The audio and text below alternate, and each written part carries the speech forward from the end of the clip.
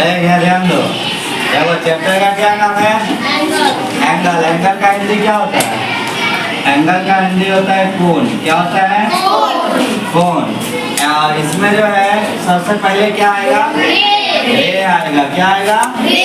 कहा है ए रे is a part of line. ये जो रे होता है वो एक लाइन का जो क्या होता है? पार्ट होता है, मतलब भाग होता है।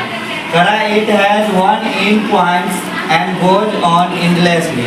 मतलब इसका एगो जो है एंड पॉइंट रहता है। एगो क्या रहता है? And point. मतलब इस तरफ जो है लाइन नहीं आएगा। और दूसरा जो होता है इसका पॉइंट वो एंडलेसली, मतलब अनंत तक, ये कहीं भी जा सकता है। मतलब एक जगह से शुरू होगा और कहीं भी जा सकता है, कितना भी लंबा हो सकता है। जैसे टॉर्च हो गया ना, टॉर्च हम लोग टॉर्च जहाँ पे पकड़ लेते हैं, टॉर्च जहाँ पे पकड़ते हैं वहाँ से देखो ये लाइट निकलता है ना एकदम, तो यहाँ देखो ये लाइट अगर हम टॉर्च यहाँ बांध रहे हैं तो ये लाइट इस तरफ आएगा? नहीं आएगा। तो ये तो हो गया हुआ एंड पॉइंट हो गया है। और ये जो बढ़ेगा मतलब ये बहुत आगे तक जा सकता है ना। तो उसी तरह का क्या होता है? रे होता है। मतलब इसका एक एंड पॉइंट होता है, मतलब इसके इधर नहीं आएगा। ये एक जो होता है इसका पॉइंट वो इंग्लिश की मतलब अनंत तक जा सकता है, आगे बढ़ सकता है।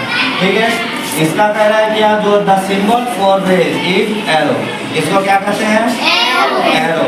रे को जो है ना हम लोग एरो से लिखते हैं। कैसे लिखते हैं? एरो से।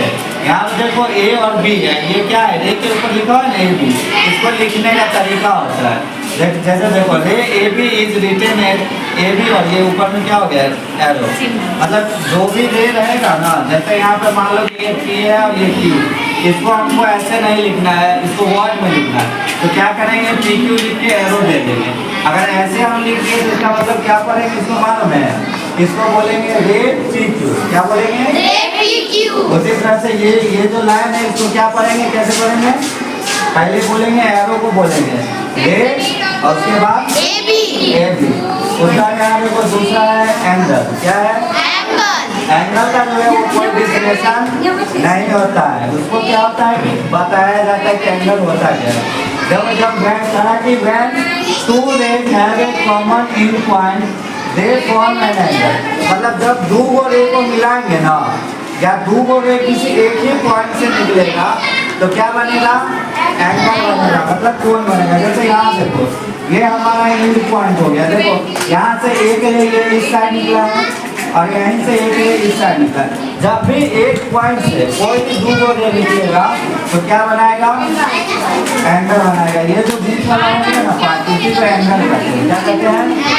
ये जो किसी भी तरह का हो सकता है, छोटा हो बड़ा हो, चाहे इस तरह का टेढ़ा हो, किसी भी तरह का हो सकता है। खाली इसका स्टार्टिंग पॉइंट क्या होना चाहिए? एक होना चाहिए। स्टार्टिंग पॉइंट एक होना चाहिए। देखो यहाँ किसी भी एंगल में तीन को होता है पार्ट। क्या वो पार्ट होता है? तीन को पार्ट होता है। क्या होता है? तीन को होता है। पहला हो गया नेम ऑफ एंगल। क्या होता है? Name of angle. दूसरा होता है आर्म्स ऑफ एंगल। क्या होता है? तीसरा हो गया वर्टेक्स ऑफ एंगल। हाँ, तो देखो यहाँ पर नेम ऑफ एंगल। जैसे ये एंगल बना हुआ है, इसका कहेगा नाम लिखने के लिए। क्या लिखने? नाम कैसे लिखेंगे? देखो इस तरह से लिखेंगे एंगल ए बी और ये हो गया सी।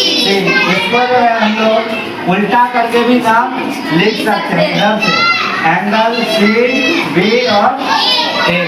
यही हो गया इसका नाम। इसको क्या बोलेंगे? Angle A B C. या इसको उलट करके एंगल सी बी ए भी बोल सकते हैं।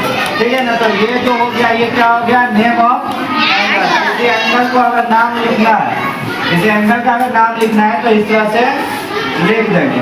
उसका क्या है? Arms of angle. आर्म्स का मतलब हो गया भुजा। क्या हो गया? भुजा। मतलब ये एंगल जो है जो भी दो रे से मिलकर बना हुआ है ना, उस रे का नाम बताना है। ठीक है। तो ये जो एंगल बना है वो कौन कौन सा रे से बना? पहला तो हो गया ए बी, ये ऊपर वाला हो गया ना लाइन। ये हो गया रे ए बी। ठीक। उसके बाद दूसरा कौन हो गया? B C. दूसरा हो गया रे बी सी। ये हो गया रे बी सी। मतलब इस एंगल में दो गो क्या हो गया? आर्म्स हो गया। पहला हो गया ए बी, रे ए बी हो गया।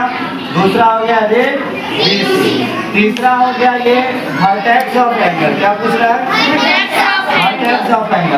मतलब इसमें और इसमें देखना है कि कौन सा कॉमन है, या देखना है कि बीच में कौन सा पॉइंट है। बीच में कौन सा पॉइंट है? पॉइंट बीच में रहता है ना, उसी को हम लोग क्या कहते हैं? वर्टेक्स कहते हैं। तो बीच में कौन सा है? बी। तो इसी को क्या कहेंगे? वर्टेक्स। ये हो गया बी। ठीक है, इसमें